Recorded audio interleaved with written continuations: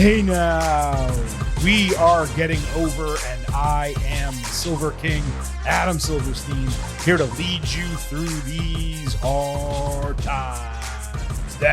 With your 2026 AEW Forbidden Door instant analysis. That's right, Getting Over is back once again, a few hours, let's say, removed from AEW's interpromotional show with New Japan Pro Wrestling Stardom and CMLL to break down everything that happened on its pay-per-view, 2 away from AEW All In, the biggest show of the year, later this summer. Also on this episode, we will be providing you with somewhat of an instant analysis for TNA Slammiversary 2026, which occurred earlier on Sunday, along with AEW Forbidden Door and NXT Great American Bash. Speaking of the Bash, we already have an instant analysis podcast waiting for you from NXT. We also cover AAA in that episode. And from Saturday, we have your WWE Night of Champions instant analysis with our WWE Night of Champions second look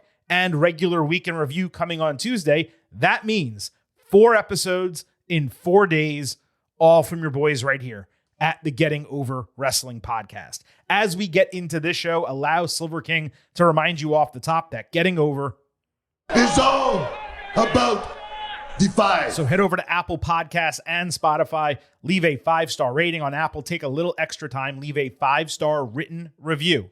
If you do, we will read it live right here on the show. 4 episodes in 4 days, all performance-enhancing audio. I think you guys can take a couple seconds, leave a 5-star written review. We truly would appreciate it. Also, don't forget to follow us on social media at Getting Overcast on Twitter and Blue Sky. You get episode drops, news, analysis, highlights. You can send in questions and comments for the show. On YouTube, you can listen to the show. You can watch full-length video interviews. The link in our bios or on social media, you can click that, join our free Slack channel, subscribe to the show, shop on Fanatics, a lot more. Find us on social media at Getting Overcast.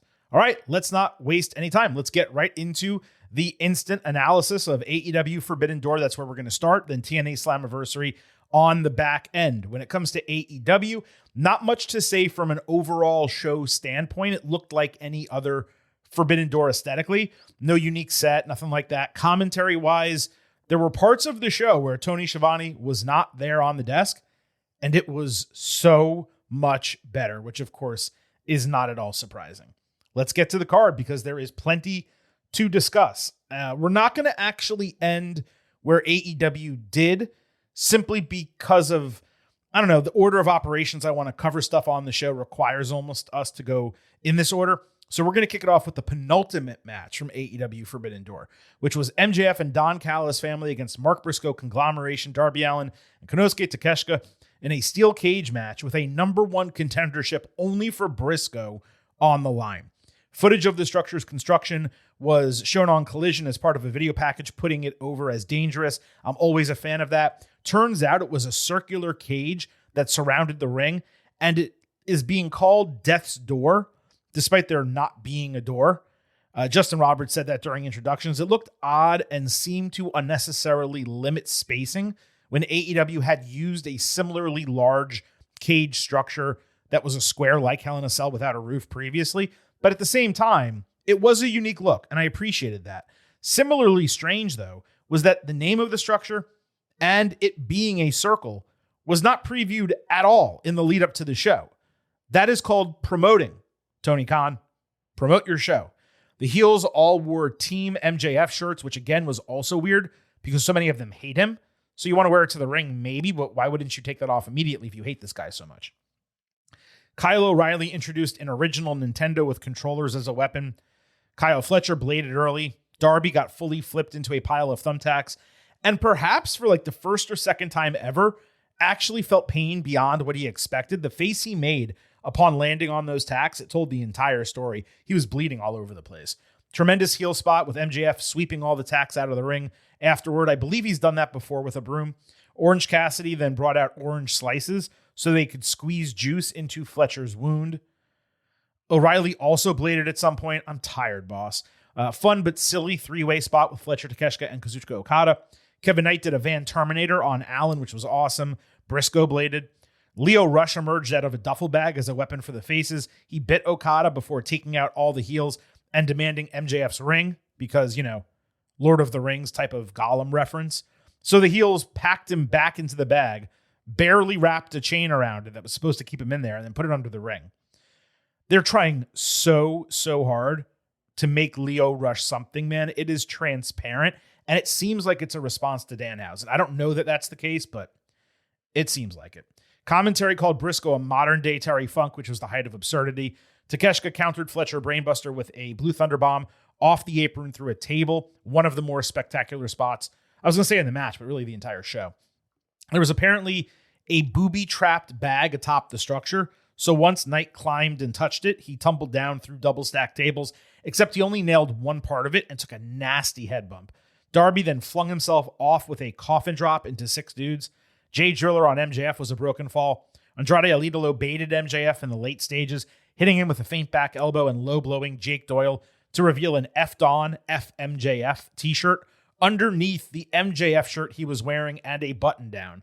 So he wrestled 25 minutes, not only in 3 layers, but he wrestled 25 minutes on this guy's behalf with thumbtacks and tables and weapons, and he was planning to turn on him the entire time. Briscoe immediately hit Doyle with Jay Driller to win seconds later. It just did not make any sense for Andrade to put himself through all of that if he was going to turn. He should have exited at the beginning, given them a numbers disadvantage, and then the rest could have played out the way it did. There's absolutely no denying that this was a spectacle, and it exceeded my expectations considering the blading, despite 4 guys doing it, was rather limited to a degree. The structure was somewhat unique. There were a variety of interesting, entertaining spots. The Leo situation, while forced, it was unexpected. And while the Andrade turn directly factoring into the finish was precisely what we predicted, it was still well done. I would like to see this set up again with more concerted teams and a fuller story. There was just so much other stuff, if that makes sense, for me to put this in my top tier of matches for the year or even the weekend. But it was a no-brainer A at 4.25 stars, continuing a tremendous wrestling card that led into the main event. Briscoe appeared to challenge MJF for the title on Dynamite this Wednesday. Really smart way to try to pop a TV rating coming off a pay-per-view when generally AEW doesn't do that. And there's many cases where MJF, especially when he's champion, isn't even on the show. So that's a huge positive booking move by Tony Khan, something they don't normally do. Hopefully they capitalize on that, but it also kind of tells us, we knew MJF would be retaining anyway, but it definitely tells us he's retaining if it's not happening at a pay-per-view. Let's move to the actual main event. Will Ospreay against Swerve Strickland in the final of the Owen Hart tournament. On Collision, Jon Moxley said Swerve made himself a target for Ospreay to eliminate. Will said he threw away 10 years of friendship, all to find out how dangerous he can be. Daniel Garcia then dapped up Ospreay while laying on the ground. So Strickland made himself a target because he qualified for the final of a tournament, just like Ospreay did. And he threw away friendship because he stood up for what he wanted. Am I getting this right? So dumb. Ospreay needs to get away from the Death Riders as soon as possible at this point.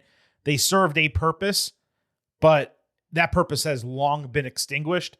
And I wish that what I just said was true and played into the match, but it did not. This was the appropriate main event for the show. Ospreay got a Bane entrance like from Batman, real timely reference. He did 2 phenomenal forearms before Swerve did a nice counter out of a Styles Clash into a jackhammer style slam. Strickland tapped out minutes into the match while on an armbar, but since it happened ringside, it didn't count. Swerve responded with an apron bomb, but at a stupidly high angle. Ospreay then took a seesaw into an exposed bottom turnbuckle extension and bladed deep into a full Crimson Mask, despite this coming nowhere near the top of his head. So dumb. Ospreay countered a series of suplexes into a cutter, following with a Styles Clash. Strickland completely no-sold the hidden blade to the point he didn't even shift his body weight or stance. Then he just responded with one that knocked Will down. Ospreay hit what I always call the Street Fighter kick, but Swerve countered Ozcutter into Hangman Page's Deadeye. Nice callback. Ospreay swung Swerve all the way around into the steel steps after another Styles Clash got thwarted. So Swerve bladed deep into a full Crimson Mask too. Again, the head came nowhere near the steps or a corner of the steps to create blood, period, let alone that much blood. This shit was totally unnecessary for the match. It was not needed by any metric because they were incredible wrestlers and the match sold itself based on their work. A Prince Nana distraction allowed Swerve to hit house call jumping off the steps. Ospreay answered with half a Styles Clash off the steps into the announce table. He delivered some strong blows meant to show the Moxley influence. False finish after a hidden blade. Swerve stomped to the back of the injured neck. They each kicked out at 1 after house call and hidden blade in succession. Come on, Oos. It's a joke, right? It's a joke, Oos. You ripping me? They did a long, extended standoff after that with Ospreay hitting hidden blade and Stormbreaker for another false finish. Swerve ducked another hidden blade and connected on a low blow, then hit Vertebreaker for a false finish, hidden blade and JML driver for another false finish. So the Death Riders ran down to motivate Ospreay, who apparently isn't quality enough to win a match like this on his own. He needs Mox's help. He took a house call, but simply looked at Mox and screamed. Then he leveled Swerve with another hidden blade, then did a buckshot hidden blade, which was exceptional in a reference, obviously, to Hangman Page. That should have ended the match. It was another false finish. Swerve basically told Ospreay he needed to kill him. So he did a paradigm shift and Death Rider for Mox, chose not to cover. Instead, he pulled Swerve up into a Tiger Driver 91 that the cameras half missed, and Ospreay, of course, won the match and the Owen. Death Riders were crazy excited ringside for someone who was not in their group to get closer to winning the AEW championship. They literally lifted Ospreay on their shoulders as commentary spent 5 minutes telling us it was the greatest match of all time. The investment by them, it's still completely unexplained. Swerve was laying there in a pool of his own blood. As far as I'm concerned, this is now the new high mark for absurd false finishes, taking the mantle from Adam Cole and Johnny Gargano at NXT TakeOver New York. This was so egregious. I loved the actual finish. The buckshot hidden blade, 2 DDTs, Tiger Driver 91. But at least half of the false finishes that occurred before that, if not more, could have been cut out with nothing being lost. In fact, I could argue the match would have been even better. I hate to be Bob Odenkirk from The Office, but yeah, I think they indulged themselves way too much here. There was so much of this match to like. Scratch that. There was so much of this match to love. And there was so much of this match that just had me shaking my head the other way. Remove the blood, half the near falls, and the Death Rider shit, you're probably at 5 stars, maybe even with extra credit. Now, this is still a match of the year contender for me, but it was not well composed and certainly not perfect. 4.75 stars A+. A completely different match in every way from the Night of Champions triple threat, but tied for best match of the week, though I would probably give the head-to-head edge if I was tie-breaking to this, even though the Sami Zayn moment in the finish was a lot better. Mercedes Moné fought Maya World in the Owen Hart tournament final. On Collision, Mercedes and Athena beat Maya and Hyan in a 15-minute main event that was easily the best and the only relevant part of the go-home show. Athena beat Hyan with O-Face as Moné tapped out World with Statement Maker ringside. The appropriate finish, both with Hyan taking the fall and Athena getting a win back. Maya ultimately saved Hyan from a post-match attack, hitting a springboard moonsault on the heels. So she was allowed to stand tall on the go-home despite taking the defeat. This was a solid B match. In terms of Sunday, there were a lot of Meteoras early as commentary filleted Mercedes to a ridiculous degree. She flicked off the crowd while they seemingly wanted her to win via countout, which was odd. They triple teased the Tombstone Pile Driver only to not do it. Maya landed a Shining Wizard, but Moné immediately answered with 3 Amigos as commentary told us they hoped Maya's recently deceased brother was watching the match with Eddie Guerrero in heaven. Are you fucking kidding me? Maya answered with the sequence of the match, 3 fall-away slams, the first 2 bridge attempts, the third through the ropes outside. Maya kicked out of Monet Maker after an extended sequence of offense, which was probably a tad over the top situationally.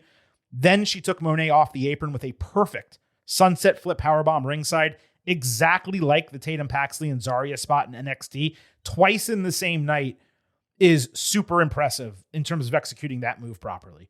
Maya then put in Statement Maker as a counter, but when she used the ropes to keep it in, Mercedes reversed it. Maya came an inch away from a rope break when they each moved into a pinning combination before one more backstabber and Statement Maker earned the submission victory for Monet. This started slow, and it looked like Mercedes was going to have to carry Maya through like the whole match. And then all of a sudden, it was like a switch flipped. And Maya gained 5 years of experience in moments because she wrestled like a bat out of hell all the way through the finish. She deserves a lot of credit for leveling up to Mercedes at such a young age, and the crowd was fully behind her as the match advanced into the latter stages. Maya was incredibly impressive. Athena was interviewed on the side after the bell, saying World had a fluke victory over her, seemingly extended their feud into an ROH title match at some point in the future, even though she did not explicitly say that. I know ROH has been building to a different person taking the strap off of Athena, but after Maya's work here, it might be best to strike while the iron is hot and strap her up. I loved the storytelling and how they went back and forth in key sequences. This was my match of the night at the time it ended. Star-making effort, probably one of my favorite AEW women's matches ever. I'm at 4.5 stars A. In terms of Mercedes as the winner, and I didn't talk about Ospreay as the winner a moment ago, so we'll come back to him shortly. In terms of Mercedes as the winner, she defended the Owen. So I just want you to contextualize what's happened with her over the last year, right? She won all the titles and became Ultimo Monet, just stealing the moniker from Ultimo Dragon, which was ridiculous in its own right. She lost the TBS title on TV, or pay-per-view, whatever it was, but she lost it in AEW. And then she went around and dropped all these other titles off TV without promotion for these independent organizations or any of that. Immediately after she had lost the TBS title, before she went on the losing streak of dropping the rest of them, she got one 30-second, 60-second video package where she crashed out. That was never revisited. We never saw footage of her losing her mind in the midst of dropping all of these titles where she loses 5 of them and then there's a video diary of her going crazy. We never see the crash out. She doesn't get humbled on screen. She comes back to a huge ovation, runs right through the Owen, and defends the only title, quote unquote, that she still had.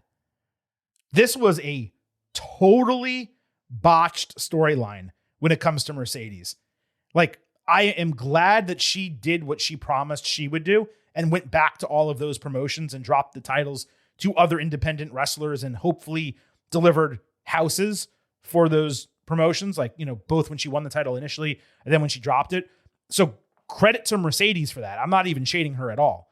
I'm shading AEW Creative, which I would assume Monet has a hand in, for not playing into the crash out, not showing it on television, having her return just as strong as she was when she left, and now retaining the Owen, where now 2 years in a row, she's just run through this tournament and she's the greatest thing that AEW has in this women's division. They never paid it off.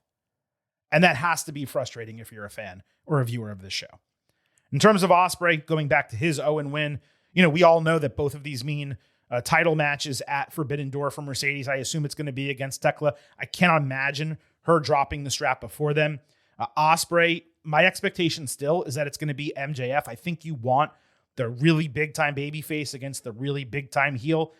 There is the possibility that Kenny Omega fights MJF at this Redemption show. It is in Canada, and it is possible they switch the title to Omega.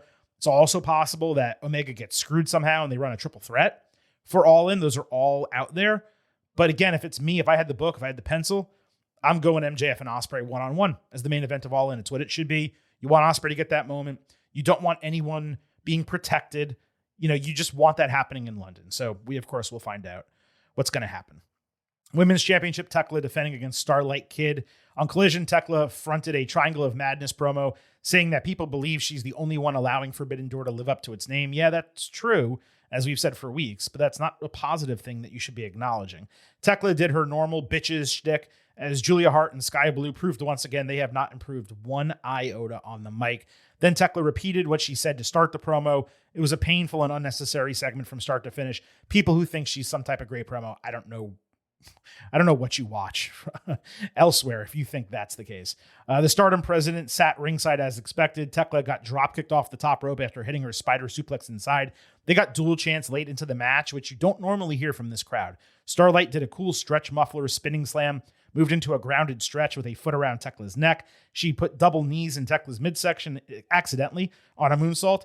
Tekla came back with a couple great near falls following the latter with a pair of stomps to retain her title. I loved this match. Tekla's best in AEW without question. Would have been nice to get more from Starlight, but the fact that this had a storyline unlike the 4 matches that came before it on the card, made it that much better for the fans and that much more fulfilling for me as a viewer. 4 stars A-. I was super close to a full A. Tekla ripped off Starlight's mask after the bell, spitting in it, and then going over to the president and beating him with it. So just like I opined on the Ultimate Preview, Stardom, one of its top wrestlers and its president, were made to look like utter shit throughout this entire feud. She spit on their logo, ran down the company, called her opponent trash, beat her clean, removed her mask, spit in it, and then beat down the president. This is supposed to be a mutually beneficial partnership.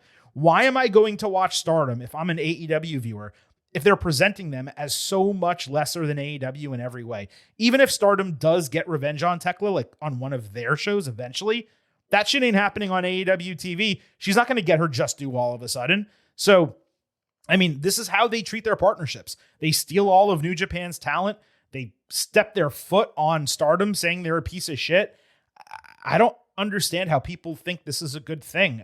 It was for a while at the beginning, but you go into these shows and you know that whenever it's any talent from those other promotions against an AEW talent, the AEW talent is winning unless there is a title on the line.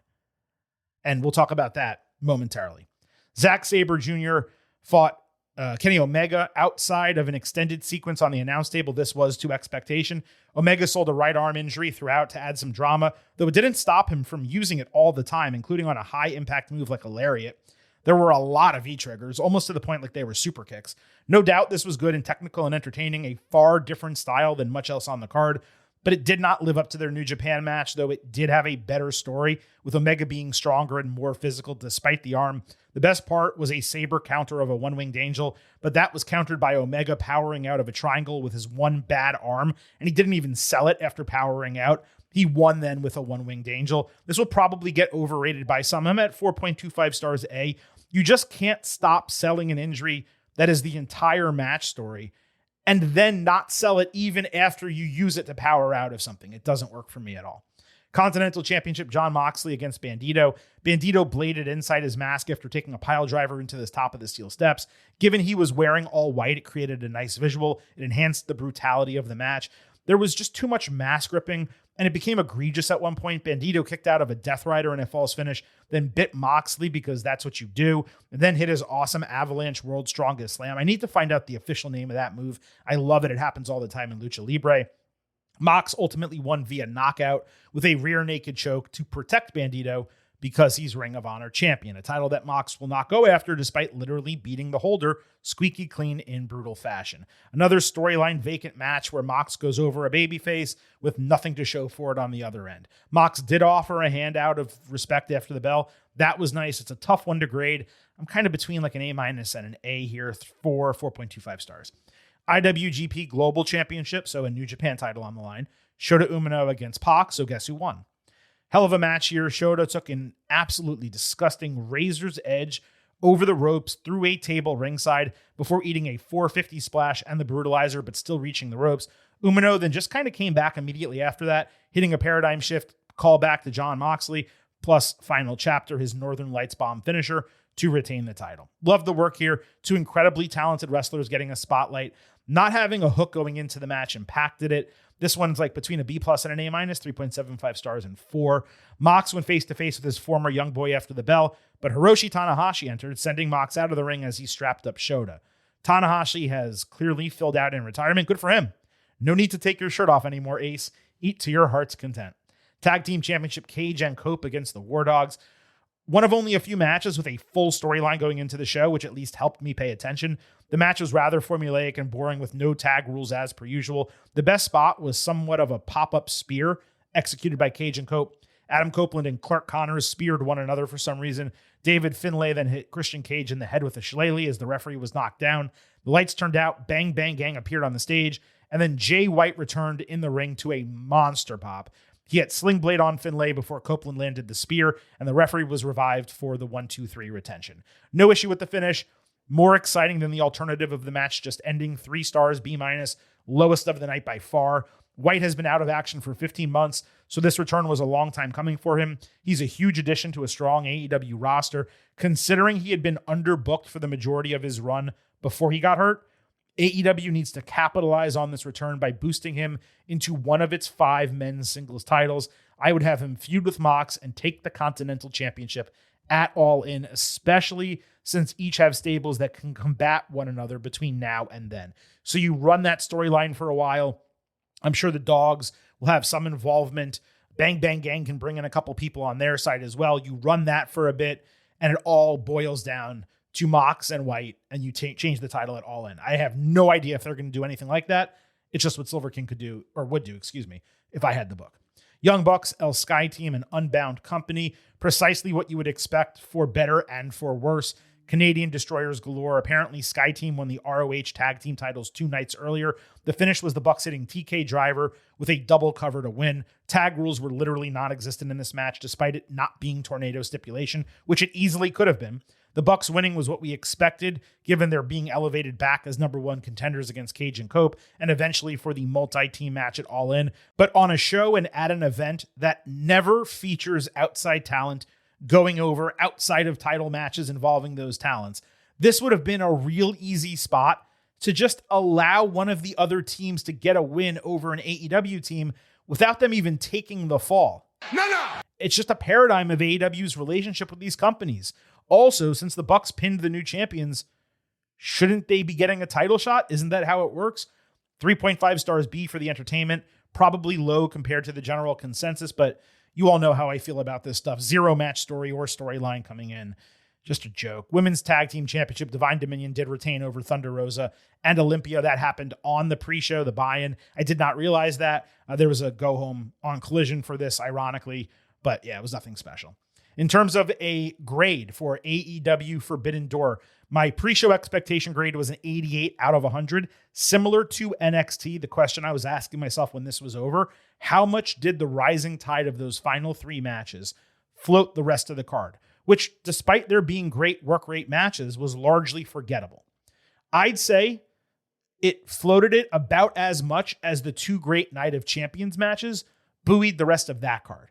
So I'm at a 92 A- for AEW Forbidden Door. And even though I'm going to explain this in greater detail on Tuesday, I'm actually dropping my grade for Night of Champions to the exact same number. So I'm going to be at a 92 A- for both of those shows. And for anyone who was listening to the podcast on Saturday for NXT Great American Bash, contextually, I was at an 88 B+. So that fell below expectations.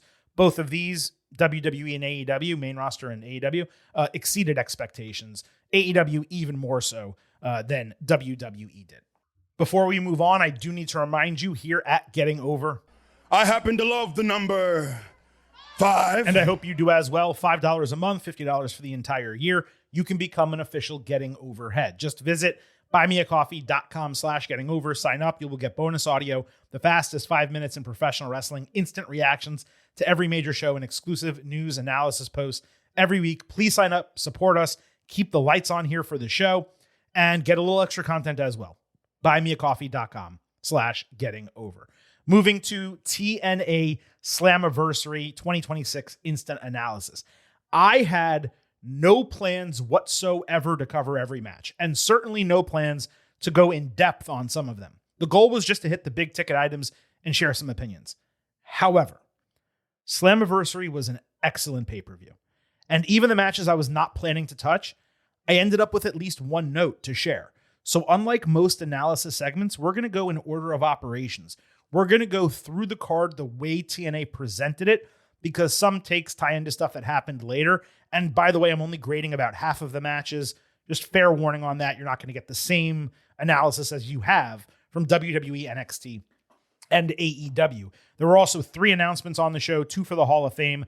The third, a Knockouts TV championship for the women's mid-card, which would have made sense a year or 2 ago when this division was stuffed with talent, but it is suffering talent-wise in a significant way. It's a real strange time to introduce another unnecessary title. X Division Championship, Cedric Alexander defending against Leon Slater, Frankie Kazarian, Mr. Elegance, Fabian Eichner, Casey Navarro, and Amazing Red in an Ultimate X match. Impressive start with Eichner hitting a springboard froggy crossbody outside.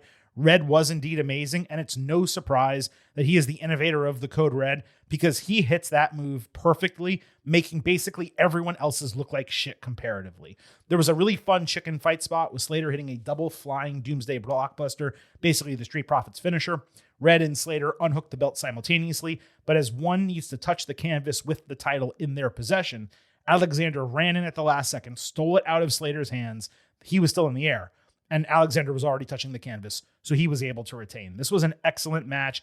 I've seen less than a handful of Ultimate X matches historically, so the stipulation is still super fresh to me. The right people were in this match. Kaz more than held his own. The right three guys finished. It was tough to want more. I was at 4 stars A-. After the bell, Kaz informed Red that he will be inducted into the TNA Hall of Fame. Really sweet moment, especially considering Kaz put him over huge beforehand. And later in the show, I believe it was Mike Santana announced that Conan would get inducted into the TNA Hall of Fame as well. So that was pretty cool. Elijah beat AJ Francis to win back his intellectual property. Elijah delivered the single loudest guitar shot I have ever heard in a wrestling match. The crowd understandably went nuts for it. I was not even going to cover this match, but the guitar shot was so epic, I figured it was worth a note. And I credit Francis, too, for executing a Styles Clash, though I do feel like this move is now being heavily overused post-retirement. Elijah then won with a Canadian Destroyer springing off the top rope. Insanely impressive. It's stuff like this where you wonder, like, outside of protecting the wrestlers, which they should, why does WWE kneecap the inventiveness of its guys and girls? Like, Elijah here is doing a springboard Canadian Destroyer, something he never in a million years would have done in WWE. I get wanting to protect everyone, but exciting wrestling is still exciting wrestling. Demon Bunny won the Knockouts tag team titles off Elegance brand. I did not expect the result, but it was the far more exciting outcome, and I enjoy their work. Really cool for Rosemary and Allie, the latter of whom was thrown away basically by AEW. International Championship, Mustafa Ali defending against a to-be-announced opponent in an open challenge. The opponent actually wound up being opponents, 2, not 1. Rich Swann was first, but Apollo Crews, going by his original Dragon Gate name of Uhaa Nation, made his TNA debut here. This is what we expected. It's such a great fit for Uhaa and TNA. Super talented guy with a ton of experience that increases the talent and star power of the company. Love the presentation, including the entrance music. And it's super cool to me that a large portion of 205 Live is now in TNA. Smart to include Swann to take the fall for Ali. That way Uhaa didn't get beat in his debut. To the point earlier, Ali did an avalanche Styles Clash into Uhaa, the same move in consecutive matches. This one was more impressive. We got, I want to say, 6 Styles Clashes between these two shows that we're just covering on this individual episode. It's just too much. That's what I'm trying to explain here. This was on its way to perhaps even a high A match until Ali got assistance from his main security guy, trapping Uhaa between the steel steps so he could win. I'm still at 4 stars A-. These three were excellent together. Uhaa proved he can still go in a major way. Right winner. Ali is absolutely crushing it, and Uhaa can take the title off of him one-on-one at a later date. I hope he does. Moose fought Eddie Edwards in a no-surrender match. Similarly, I had no designs on covering this match. I was told it was the best of the night. Moose probably delivered the nastiest apron bomb I've ever seen seconds into this match. There were some brutal sequences here, like Moose taking unprotected kendo stick shots while tied in the ropes. Moose's wife tried to throw in the towel, but JDC stopped her, so Edwards literally grabbed the wife, who is not a performer, by her hair and threw her down backwards ringside. Then he dragged Moose's kid into the ring, but when he tried to powerbomb him, the kid low-blowed his ass. The wife then smacked Edwards' wife, Alicia, and Moose broke free of the zip ties like an absolute monster uncaged, going on a rampage. He hysterically wrapped himself in a chain that had 0 impact, hitting a 3rd consecutive spear. Edwards bit a capsule. He was selling internal bleeding. Moose stood him up. He was going to spear him through a table, but Edwards' wife threw in the towel, and Moose won. This was exceptional. And then after the bell, JDC was angry about all this. He stunned Edwards, and Moose is like, screw it. He spears Edwards and Alicia, his wife, through the effing leaning table anyway. This was outstanding. The crowd popped huge. The outsiders, the wife and son getting involved was insane and unexpected. This had territory wrestling vibes that you could not manufacture. It might be the most unexpected A match I've ever graded. You could have only watched the pre-match video package and the match itself and been fully invested in the outcome. That's the sign of great booking, and whoever produced this match along with Moose and Edwards, they deserve a lot of credit. I could not believe how hyped I was at the end of this bout for two guys I frankly, not in any offense to either of them, two guys I just don't care about that much. I like Moose, but like I don't have any huge attachment. They rocked the house. Shout out to both of them. Xia Brookside won the Knockouts Championship off Li Ying Li with an Impaler DDT after benefiting from an exposed turnbuckle. Not what I predicted, but this is why I always make it clear when doing these previews that I just don't have TNA ball knowledge like I do elsewhere. Creative tendencies, longer-term storytelling, it's stuff I'm just starting to pick up by watching the product. I'm sure Robbie Brookside is proud of his daughter. Big title win for her. This is a legitimate championship. And considering the Knockouts division has been in turmoil, it was probably a good idea to do a full reset with two title changes in the same night. So I thought that was really smart by them. Tag Team Championship, the System defending against the Broken Hardys, the Righteous, and a team called the Great Hands, which got added at the end. I wasn't even familiar with them, despite watching TNA Weekly, so maybe I missed something. I don't know. But this was a ladder match. They did some wild shit here. A poison flower prevented Brian Myers from grabbing the title. And then Bear Bronson and Dutch, the two largest guys in the match, fell off a ladder, exploding through a pair of double-stacked tables ringside. This was a far more spectacular, explosion than what happened with Kevin Knight and Darby. I'm not juxtaposing them to say one was bad. I'm just saying these tables completely exploded, and Knight didn't even go through the second set in his spot. Jeff then did a swanton bomb off the top of a ladder through two dudes on another ladder prop between the ring and the barricade. Absurd spot. The Hardys immediately after that ran into the ring, ran up the ladder, and reclaimed the titles. This is what a ladder match should be, okay? It could have main evented the show. It was that good. Every team did well here. I even loved the run-up urgency finish, which needs to happen more in ladder matches. It's always someone slowly climbs up or someone is left at the top of the ladder and then they grab the title. No, you should, if you have knocked everyone down and you're the one who delivered the last fatal blow and you look up and you see that title, you should be able to run up the effing ladder and get it. In this case, Matt and Jeff both did it, and it made the finish for me even more exciting. I'm also at 4.25 stars A here. I'm going to rewatch this. That's how entertaining this was in the Moose Edwards match. I might go higher on them. Who the hell knows? TNA Championship, Mike Santana defending against Nick Nemeth, who was using his Call Your Shot #1 contendership. Santana fought valiantly in an absolute banger match. Nemeth outsmarted him with a trophy shot to the head early and his brother distracting a bit later. He ultimately won the title after a barrage of false finishes and even early kickouts, which I did not entirely love. Ultimately, Santana did not have enough power and energy to hit one more spin the block, so he was basically knocked out on his feet. That allowed Nemeth to land Danger Zone one more time and get the win. This was the expected swan song for Santana in TNA. All accounts have him leaving the company and almost certainly moving to WWE, presumably NXT, which badly needs to boost its men's division. We're talking about most likely some point in July, maybe early August, but he should be part of that brand relatively soon. And if he is, I would expect him to be champion sooner rather than later. Grade here, difficult. Man, I'm going to go 4.25 stars A for this as well. I probably should rewatch this. I was really, really tired by the time this ended. I watched it super late at night, and it was entertaining and solid, and I liked the work. You know what? No, I'm going to change my grade live here on the show because the trophy shot at the beginning, the distractions with the brother, Ryan, yeah, it was too much. 4 stars A- for this. Not a huge deal. Either way, it's really irrelevant what number I give it. But it was super entertaining, and what was most important about it is that it was a worthy main event, capping a show that exceeded expectations. And that is where we kind of wrap this up, because my grade on the Ultimate Preview, my expectation grade, was an 83 out of 100. I've tuned into other TNA pay-per-views that I've been excited about, and every single time, recently, I've been disappointed. This could be considered the most successful pay-per-view of the entire weekend, in that it exceeded expectations to the largest degree out of any of them. Night of Champions and Forbidden Door both exceeded, as I mentioned. I was up 2 points on Night of Champions. I was up 4 on Forbidden Door. Great American shockingly fell below. But Slammiversary was so good that when it ended, I was like, I wish I had watched this live. What was I doing Sunday afternoon that I didn't watch this? Lots of hope going forward. If they can book TV like they booked this show, and maybe they will.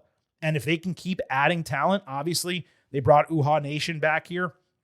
And now they have Nemeth as champion, which is, I think, his 4th title reign already there, which is kind of crazy. But, there's been changes. The Knockouts division is undergoing a full flip as well. If they can add some talent, and I don't know who they might bring in or might not, right? But you bring in Dexter Lumis, Aleister Black, Zelina Vega, a couple independent folks. They just brought in Ricky Sosa. Like, you can really turn this thing around and upgrade your roster to a significant degree. I'm at an 89 out of 100, a B+. I mean, this was as good as NXT Great American Bash, which I never would have guessed.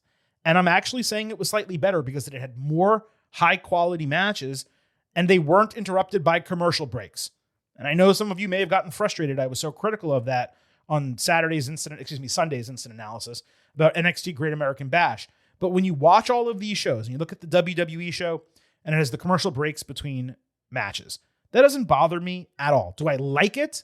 No, I prefer to watch the video packages and just get a pay-per-view experience. But it's not a pay-per-view.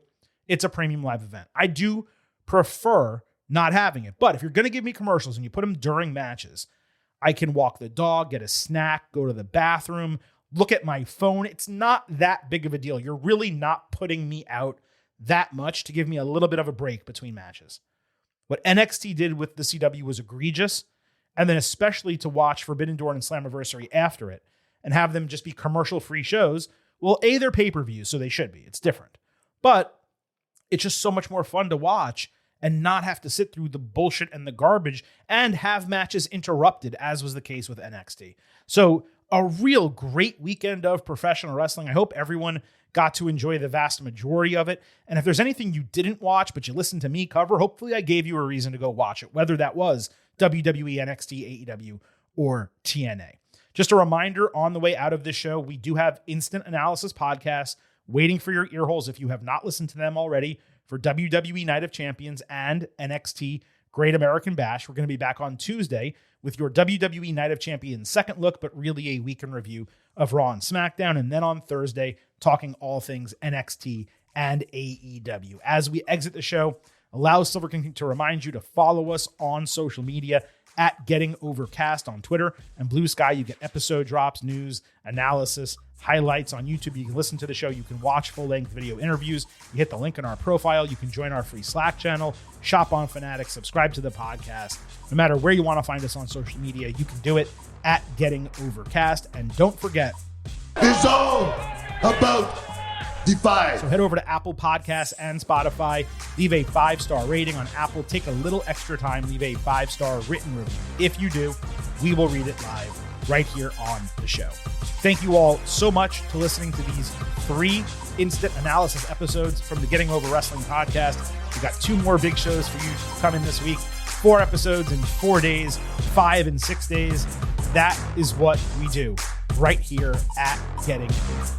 This is the Silver King, Adam Silverstein, signing off and leaving you with just 3 final words. Bye for now.